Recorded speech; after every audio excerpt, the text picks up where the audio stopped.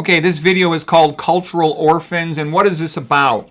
It's about, I talk to young people, and it seems to me they are very often cultural orphans. And what I mean by that is they've had a lot of things done to them that they don't even realize that makes them kind of stupid and ignorant and clueless.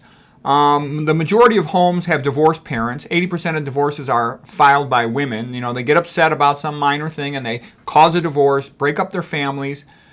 When the kids are young, what I've seen is the women are better going to church. Men tend to not like church so much because church has been, castrated. The priest is quite often a low IQ, feminized man. And we don't like that. We're just not made for that, okay? Why aren't the smartest, best, bravest, men the preacher instead of these low IQ feminist weasels, okay? Why don't we have the best men preaching in church instead of like the lowest? Okay, when's the last time you saw a good church writer? But the church history is magnificent. Men tend to be better, the fathers, about studying church history, church literature, art, and related philosophy, and all that type of stuff. More book reading. The mothers tend to be more busy taking care of the kids. That's just what I've seen in big time. Okay, public schools. Most kids go to public schools, and in the public schools, grade school, high school, college, Western civilization is deliberately hidden from them, the great things about it. When Western civ does come up, it's typically mocked. The religious values of their parents are mocked. History is taught in a distorted way. The villains are made into heroes, and the heroes are made into villains. And that's an important point. And so the kids grow up with this superficial, really weak, distorted understanding of history, of their parents, of religion, of society, and culture. Then freshman year is when they really get them. They force them to read books that they're not ready for. They're not ready to read Shakespeare, Julius Caesar. And then they make them read terrible books for young people. Great Expectorations, Mockingbird, Catch a Loser in a Rye. These books make children hate reading. Most students, the vast majority, will never read another book again in their life. They've been so psychologically traumatized by reading all that crap as freshmen, being forced to read it, that they think reading is just a waste of time to read a real book. And so what the school does to them, it makes them amoral, Epicurean, sort of hedonistic, atheistic. They pretend that atheistic Darwinism, that is the religion of the public school system, and it's deliberate. It turns them into atheistic functional illiterates, and I would call them cultural orphans. They don't even realize they were born into the greatest culture that the world has ever seen by far, but they don't know that. And it's easy to trick them into anything. Like, for example, when I lift weights, once in a while there'll be young guys around, and they will listen to like the absolute worst beat music. It's so bad, it's like, dog vomit, okay? And they don't know anything about musical traditions and history at all. None, zero.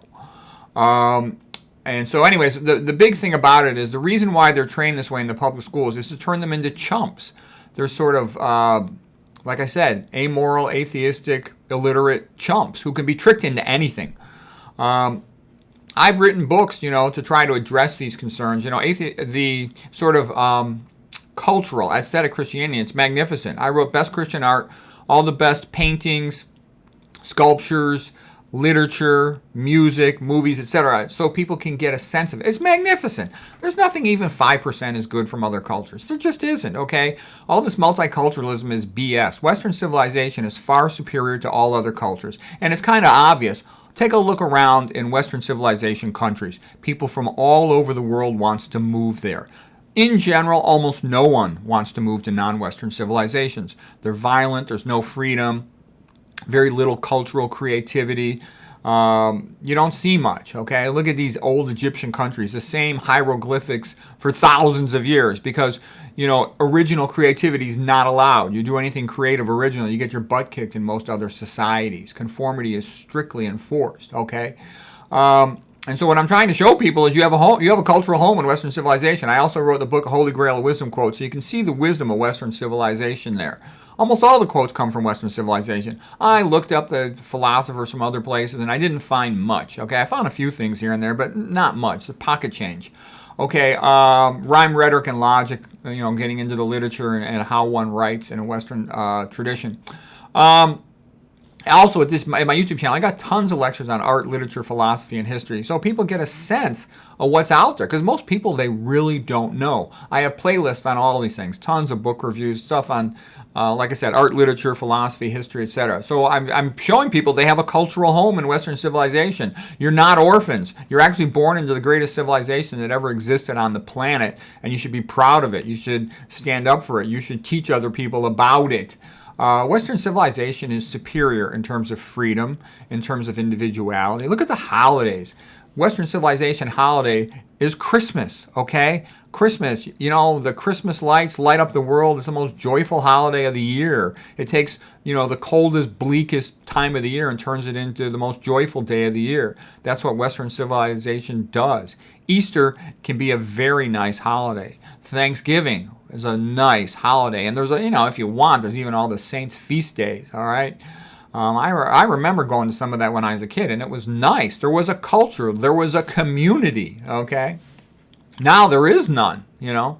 Back when I was young, there was the church, and there was the feast day, and then afterwards there would be like a picnic or something. You see other families, and people knew each other, you know. Now look at me. I'm an old divorced guy, and despite being a very successful guy, I don't know a single non-available single woman. I'm going to have to look into it, all that. That's a topic for another day. But what I'm trying to say is there is no community. It doesn't even exist anymore.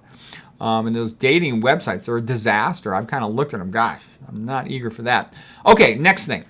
Almost no one wants to move to non-Western civilization. And currently, there's big efforts to destroy Western civilization. And what it really is all about is an attempt to bring back slavery on a large scale. This is just going to be slavery on a large scale, but it's going to be made worse by all the modern technology that makes it easier to have like a Jeremy Bentham panopticon type of situation. So anyways, that's why some people say, why do I waste time on my site, you know, teaching people about art, literature, history, and culture? And I'm like, because it enriches life. I'm not just talking about afterlife stuff. You know, I don't even like talking about all that dogma stuff. Who cares? The different groups are never going to agree on, you know, which version of the Bible is the best, which dogma is the best. And I really don't care. I've read thousands of pages of Bible commentary and stuff, and I've come to the conclusion it's a waste of time to fuss over that stuff. The important stuff is like, you know, Jesus Christ said, be nice to each other, forgive each other, help each other. Okay, try to follow the 10 Commandments, you know, all that stuff. That leads to a happy society where individuals are free and can live a good life. So anyways, I think all this stuff is beautiful. It's greatly enriched my life, and so that's why I share it with people. And so I'm also teaching them they're not cultural orphans. A lot of times they start to realize this when they, you know, when you're youthful, a lot of times life is just full of joys. And then you get a little older and you see more suffering and you realize there's more to life and you need things to make you stronger and more resilient. And Christianity does that. Christian history, cultural, art, all this other stuff does that. And there's all kinds of wonderful, magnificent stuff that's just sort of hidden from people, but it's there. So anyways, hope that helps.